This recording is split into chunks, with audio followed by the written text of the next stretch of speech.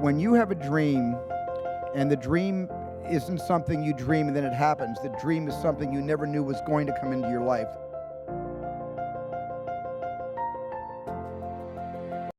A journalist asked me years ago a question I really couldn't answer. They said, "What do you do? Why do you do this?" And I don't know where it came from, but I sort of turned to the journalist in a flip kind of way. I said, "I dream for a living," years later I realized, well, that's exactly what I do. I dream for a living. This is what I've done all my life. This is what I wanted to do with my life. And yet, I never really had a career plan. We all have plans. We all make plans. It sometimes starts when you have to declare a major. And I, of course, was at a college that didn't have the major that I would have declared, which was film and television. So I was an undeclared major. I majored in English because my father told me I needed a fallback career in case the movie directing thing didn't work out. And he said that if you major in English, you can teach, and teaching is a noble profession. Something that I have come to understand is maybe the noblest profession in the world today. Teachers perhaps are also the most underpaid heroes in the world today.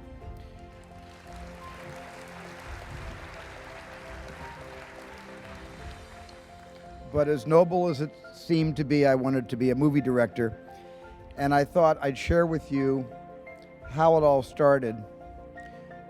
Everything I'm about to tell you happened completely by accident. And I think it all started out when I was maybe 6 or 7 years old. And my father came over to me and said, "I'm going to take you to see the greatest show on earth." And when you promise a 6, 7, 8-year-old young boy that you're about to see the greatest show on earth, I couldn't have been more excited. My father explained there were going to be lion tamers and circus acts. There were going to be clowns and trapeze artists. And I was absolutely delighted, and I looked forward to this for a week.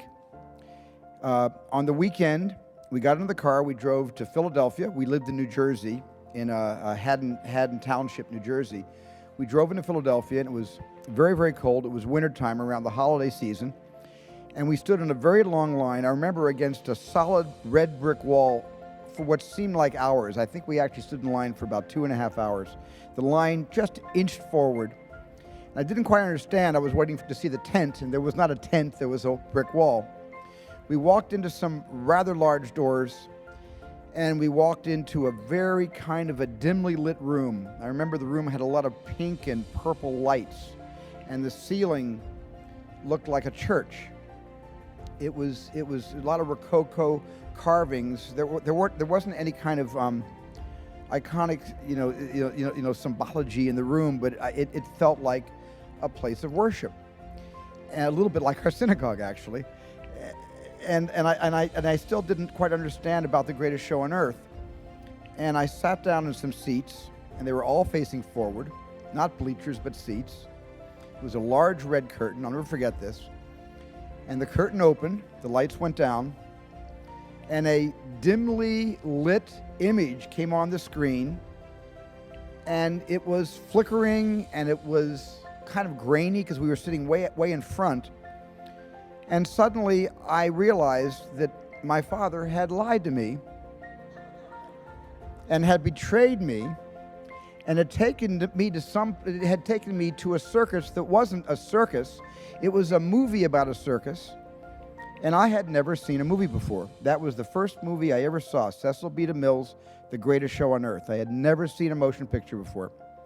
I had seen a lot of television because my dad was an electrical engineer, and in his spare time, when he wasn't working for RCA, he was repairing the early television sets of the early 50s. So I knew television, but I didn't know movies. That was my first movie experience. And I think the feeling of disappointment and regret and betrayal lasted only about 10 minutes. And then I became just one more victim of this tremendous drug called cinema. And I was no longer in a theater. I was no longer in a seat. I wasn't aware of the surroundings. It was no longer a church. It was a place of equal devotion and worship, however. I became part of an experience.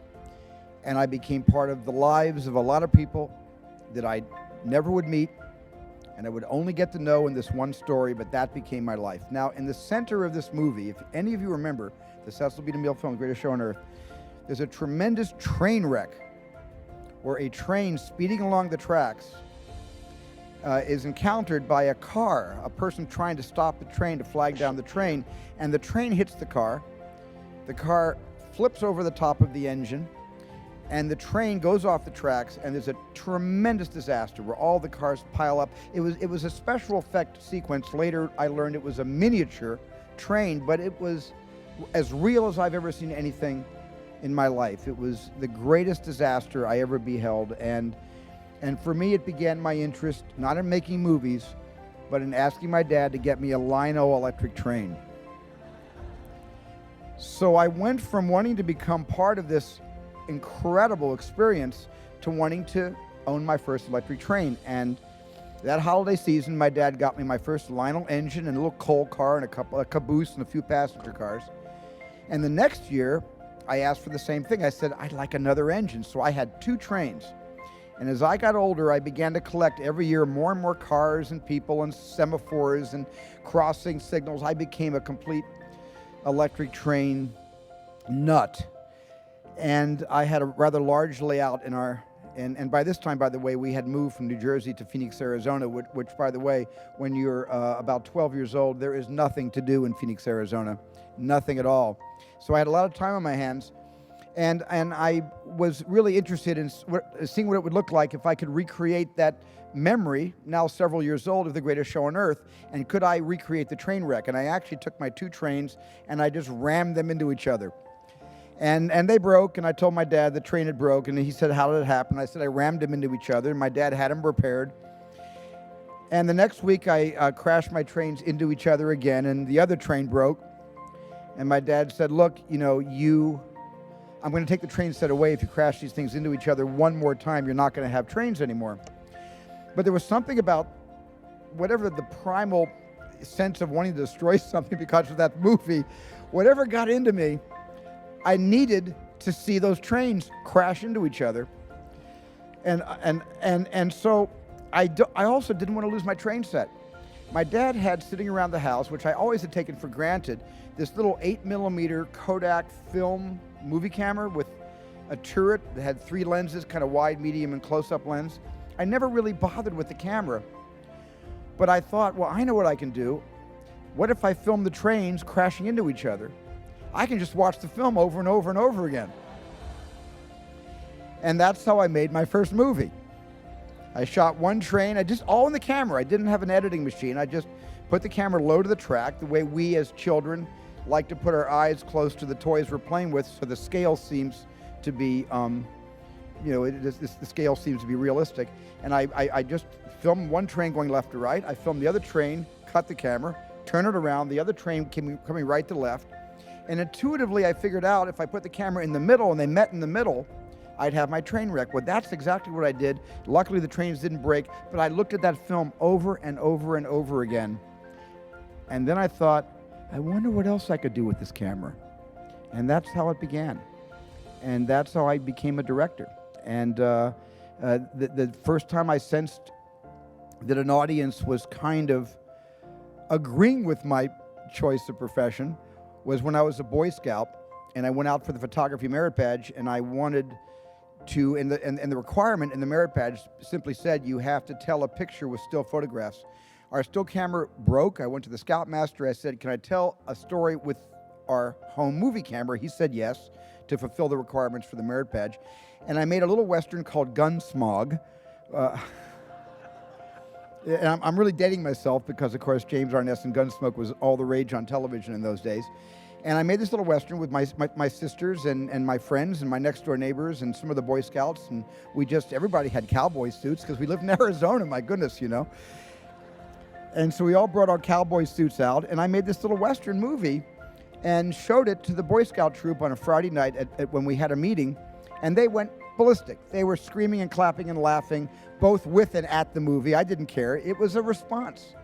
And the response set me on fire. It absolutely set me on fire, and I never wanted to live without some kind of affirmation, some kind of collective feedback. And maybe that's why my early movies were all about you. My early movies were all soliciting you, making you my partners, thinking about you behind the camera, thinking what would turn you on, what would get you excited, what would make you laugh, what would make you scream. How could I create suspense out of whole cloth when that darn shark never worked? And you were my partners. My audience, I collaborated with you and you collaborated with me, and I think the beginning of my career, I had this wonderful experience, and the thing I really want to emphasize is I didn't have a choice. I didn't have a choice. When you have a dream, and the dream isn't something you dream and then it happens. The dream is something you never knew was going to come into your life. Dreams always come from behind you, not right between your eyes. It sneaks up on you. But when you have a dream, it doesn't often come at you screaming in your face, this is who you are. This is what you must be for the rest of your life. Sometimes a dream almost whispers. And I've always said to my kids, the hardest thing to listen to, your instincts, your human personal intuition, always whispers. It never shouts. Very hard to hear. So you have to, every day of your lives, be ready to hear what whispers in your ear. It very rarely shouts. And if you can listen to the whisper, and if it tickles your heart, and it's something you think you want to do for the rest of your life, then that is going to be what you do for the rest of your life, and we will benefit from everything you do. Thank you very much.